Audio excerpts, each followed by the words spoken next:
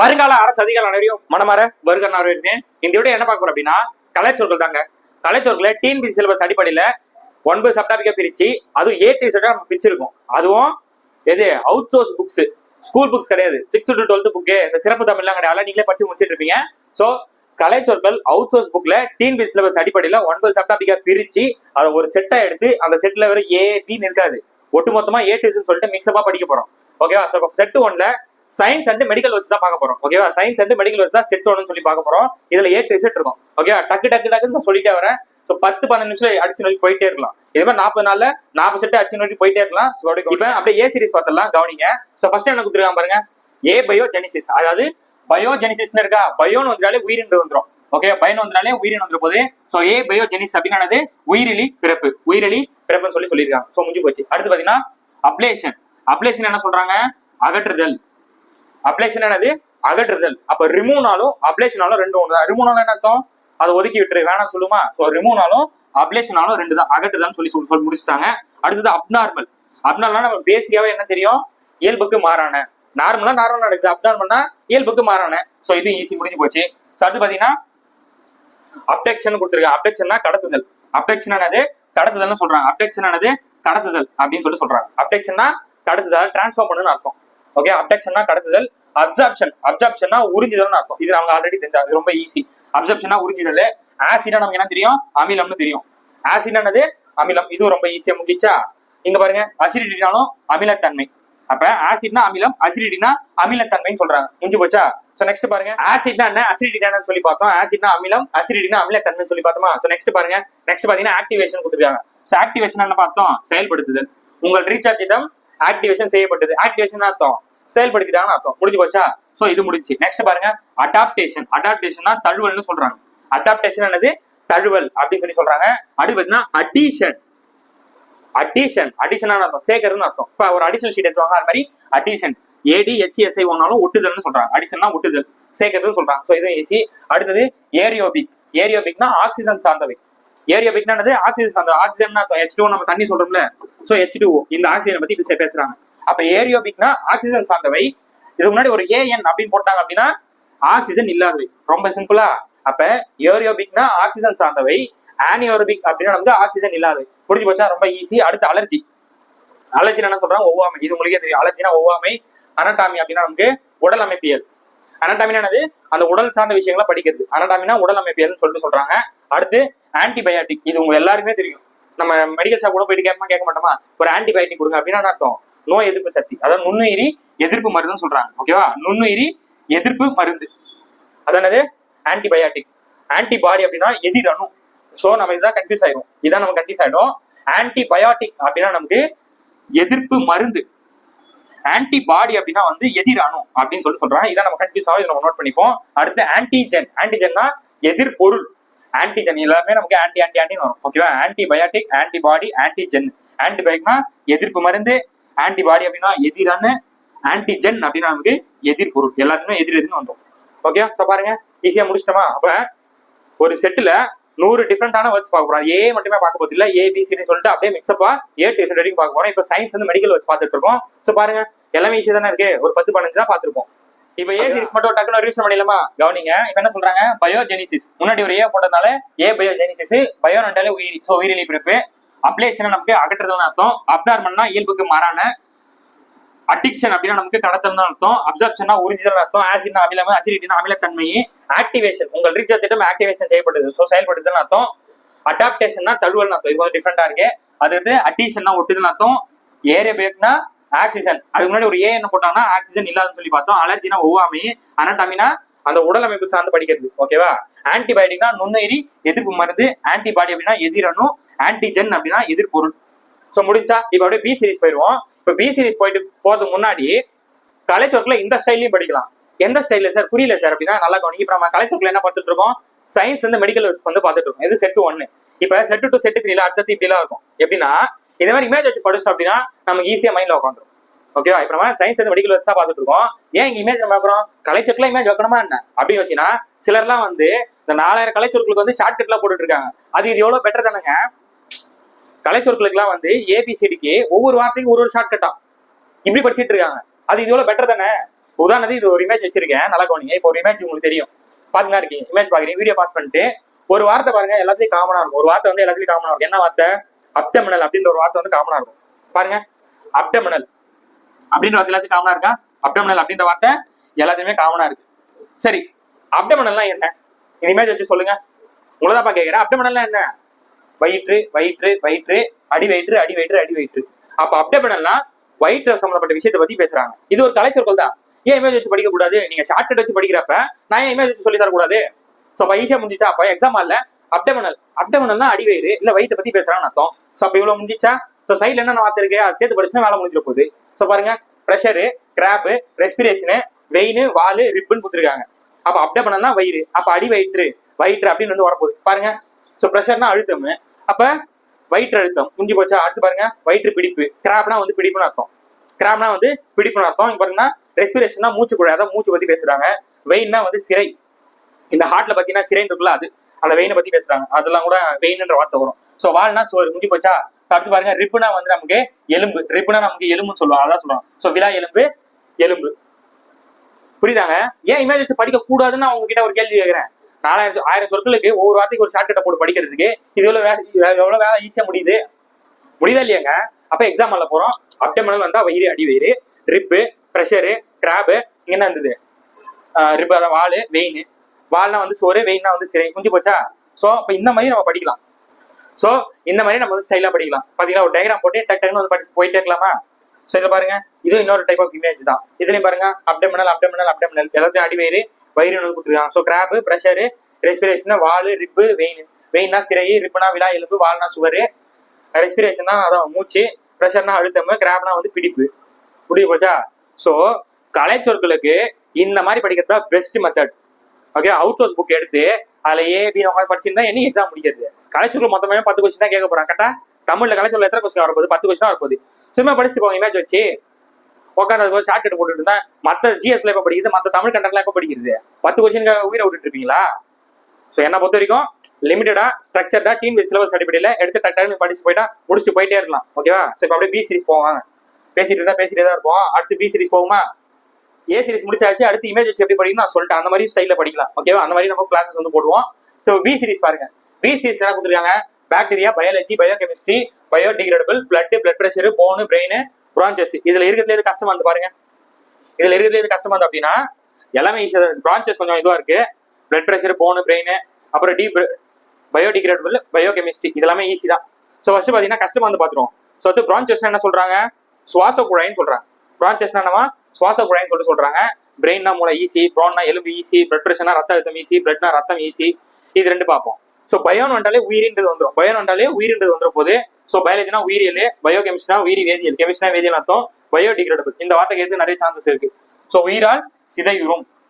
இந்த குப்பைகள் பார்க்கும்போது பாத்தீங்கன்னா இந்த பிளாஸ்டிக் குப்பைகள், பிளாஸ்டிக் அல்லாத குப்பைகள் போட்டிருப்பாங்க. சோ டிகிரேடபிள், பயோடிகிரேடபிள் அப்படின்னு சொல்லுவாங்க. சோ டிகிரேடபிள் என்னன்னா சிதையுறும். அதாவது பிளாஸ்டிக் இல்லாத கழிவறையில என்ன சொல்லுவாங்க? பிளாஸ்டிக் வந்து நம்ம குப்பை போடும்போது பிரிச்சிருப்பாங்க பாருங்க. சோ அதான் சொல்றாங்க. சோ பயோடிகிரேடபிள்னா உயிரால் சிதையுறும், உயிரால் சிதையுறும். சோ இதெல்லாம் கேட்கறது நிறைய வாய்ப்பு இருக்கு. மிச்சம் எல்லாமே நமக்கு ஈஸி தான். பாக்டீரியா நமக்கு கிருமி, பாக்டீரியா நமக்கு கிருமி. சோ பயாலஜினா உயிரி, மிச்சம் எல்லாமே ஈஸி. முடிஞ்சு போச்சா? சோ அப்ப 2 மட்டும் நோட் பண்ணிட்டு போயிட்டே இருப்போம். சோ அடுத்த சீரிஸ் போகுமா? C series. So C series பாருங்க. சோ சீரிஸ் பாத்தீங்கன்னா cell, cell membrane, circulation, carbon, carbohydrate, chlorophyll, chromosomes, cloning, அதுக்கடுத்து பாத்தீங்கன்னா சைட்டோபிளாசம்னு கொடுத்துருக்காங்க. சோ இதெல்லாம் தமிழ் அர்த்தம் பாருங்க. ஃபர்ஸ்ட் செல்னா அணு, இது நம்ம எல்லாருமே தெரியும். செல்னா அணு, உயிரணுன்னு சொல்றாங்க. அடுத்து செல் மெம்பரேன். செல் மெம்பரேன்னா அணு படலம், மெம்பரேன்னா வந்து படலம். இதுதான் நம்ம ஞாபகம் வச்சுக்கணும். மெம்பரேன்னா படலம், சர்க்குலேஷன்னா சுழற்சி, இது ஈஸி.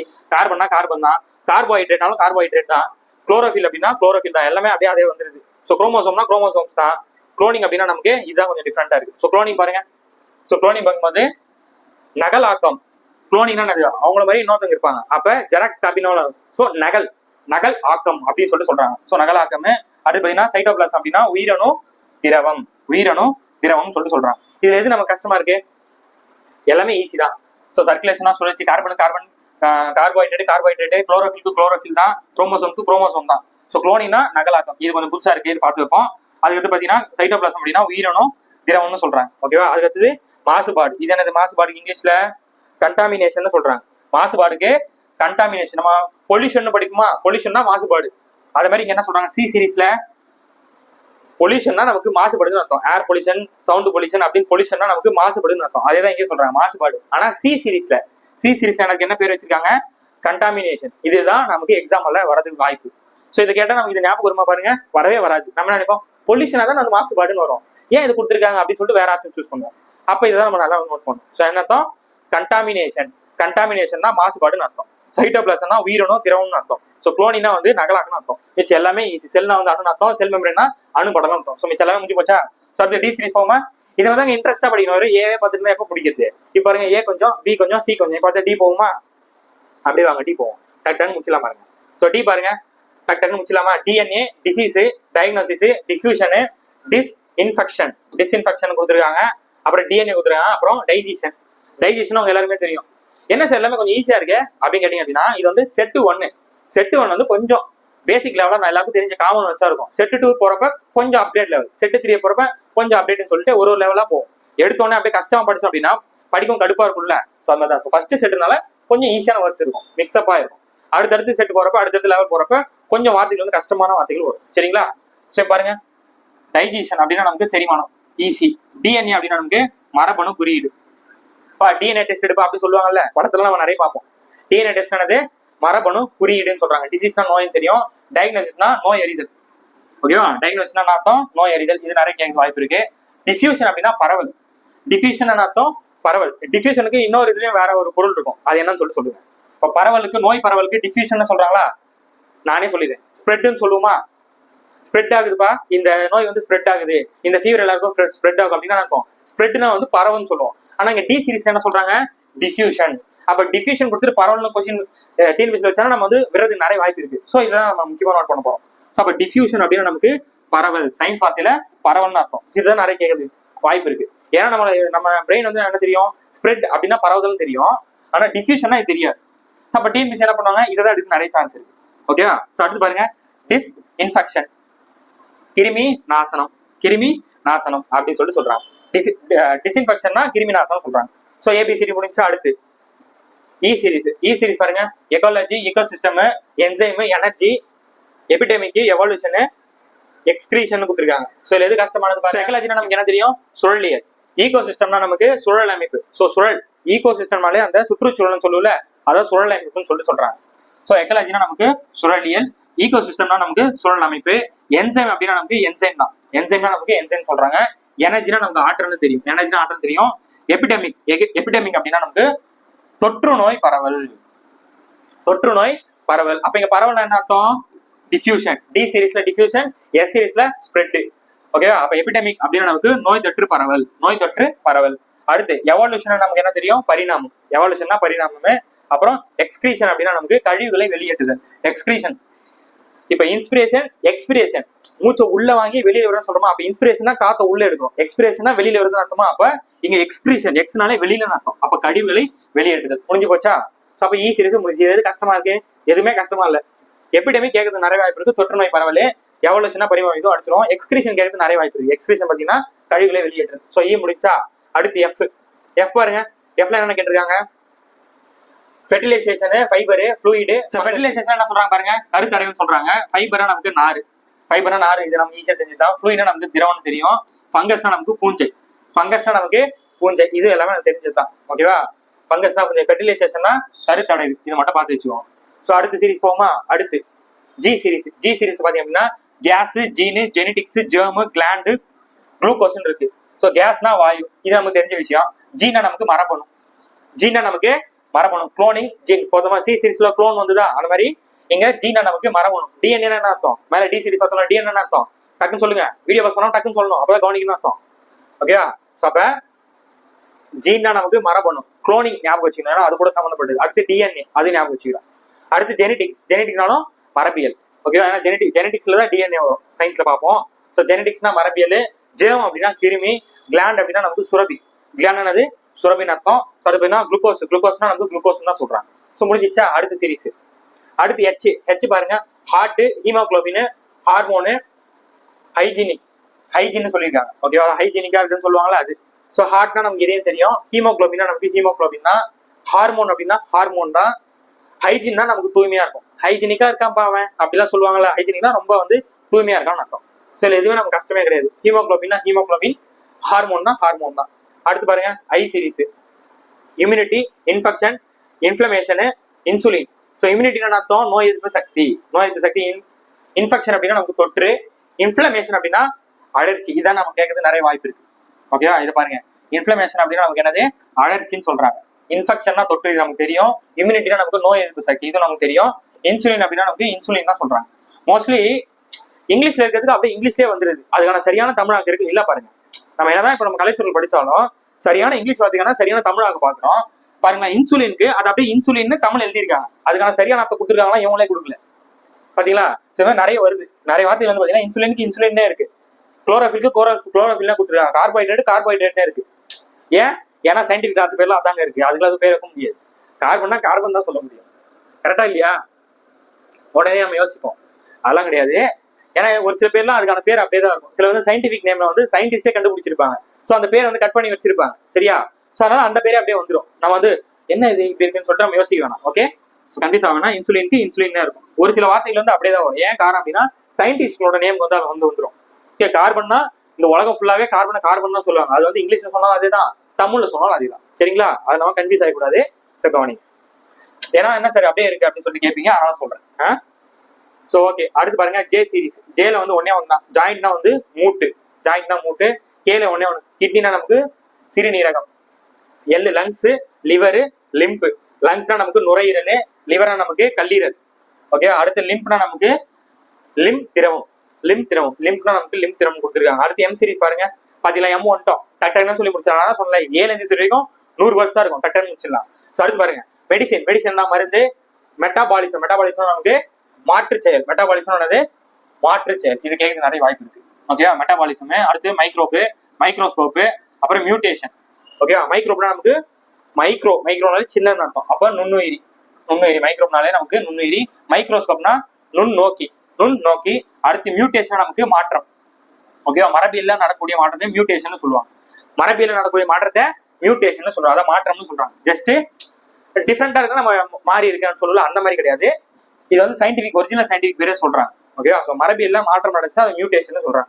ஸோ எம்சிஎஸ் முடிச்சா பாருங்க, மெடிசின், மெட்டாபாலிசம், மைக்ரோஸ்கோப், மியூட்டேஷன் முடிஞ்சு போச்சா? அப்படியே நெக்ஸ்ட் வாங்க. Next N series. Nerve, neuron, nutrition. நர்வுனா நமக்கு நரம்பு, நியூரானா நமக்கு நரம்பணும். ஓகே, நரம்பணும்னு சொல்லுவோம். நியூட்ரிஷன் நமக்கு ஊட்டச்சத்து, இதுவும் ஈஸி தான். அடுத்து ஆக்சிஜன். ஆக்சிஜன் இப்பதான் சொன்ன கொண்டாது முன்னாடி. ஏன்னா சயின்டிபிக் நேம்ல சிலது வந்து யூனிவர்ஸ் ஃபுல்லா அதுதான் பயன்படுத்துவாங்க. இப்போ சைனீஸ் பாஷையில போனாலும் ஆக்சிஜன் தான் சொல்லுவாங்க. சரியா? ஸோ ஆக்சிஜன் சொல்றோம். ஆர்கன்னா உறுப்பு, இதெல்லாம் தெரிஞ்சுதான். அப்புறம் ஆர்கானிசம்னா நமக்கு உயிரினம் சொல்லுவாங்க. அடுத்து பி சீரிஸ் வந்துட்டு பாருங்க, முடிஞ்சு போச்சு. டக்கு அடிச்சு போயிட்டே இருக்க போறோம். ஓகேவா, கலை சொற்கள்லாம் பார்த்து போயிடவே கூடாது. ஓகே, அப்படியே நெக்ஸ்ட் பாருங்க B series. Pathogen, photosynthesis, plasma, protein, pulse. First pathogen அப்படின்னு அர்த்தம் நோய் கிருமி. பாத்தஜன் அதாவது ஜென்னுனா நமக்கு அந்த இது வரணும். ஸோ ஜென்னுன்றனால நமக்கு கிருமின்னு வந்துடும். அந்த பேத்தஜன் சேர்க்கும் போது நோய் கிருமி மாறிடுது. போட்டோசிந்தசிஸ், இது நம்ம என்ன தரோம், ஒளிச்சேர்க்கை. உங்க எல்லாருமே தெரியும் போட்டோசிந்தசிஸ் என்னன்னு சொல்லிட்டு. ஸோ ஒரு செடி வந்து போட்டோசிந்தசிஸ் பண்ணணும்னு அர்த்தம் சூரிய ஒளி, தண்ணி, அந்த சூரிய வெளிச்சு தான் என்ன பண்ணுவோம், போட்டோசிந்தசிஸ் நடக்கும். இதெல்லாம் நம்ம தெரிஞ்சுதான். ஸோ போட்டோசிந்தசிஸ்னா ஒளிச்சேர்க்கை. பிளாஸ்மா அப்படின்னா பிளாஸ்மா தான் சொல்றாங்க. புரோட்டீனா புரதம்னு அர்த்தம். பல்ஸ் அப்படின்னா நமக்கு நாடி. ஓகேவா, அவனோட பல்ஸ் செக் பண்ணுப்பா, நாடி துடிப்பு எப்படி இருக்கு அப்படின்னு சொல்லுவாங்க. பல்ஸ் செக் பண்ணுப்பா, நாடி துடிப்பு. ஸோ அப்ப பல்ஸ்னா நாடி, புரோட்டீன்னா புரதம்.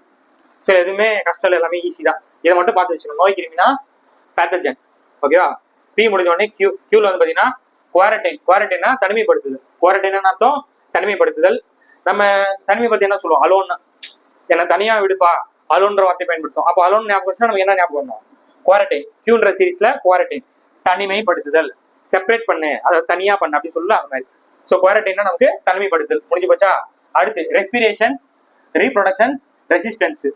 ரெஸ்பிரேஷன்னா சுவாசம், ரீப்ரொடக்ஷன் அப்படின்னா இனப்பெருக்கம். இது எல்லாரும் நமக்கு தெரிஞ்சதுதான். ரெசிஸ்டன்ஸ்னா நமக்கு எதிர்ப்பு. ரெசிஸ்டன்ஸ்னா அர்த்தம் எதிர்ப்பு, இது நமக்கு எல்லாமே தெரியும். கரண்ட்ல வந்து நம்ம என்ன போடுவோம், V is directly proportional to I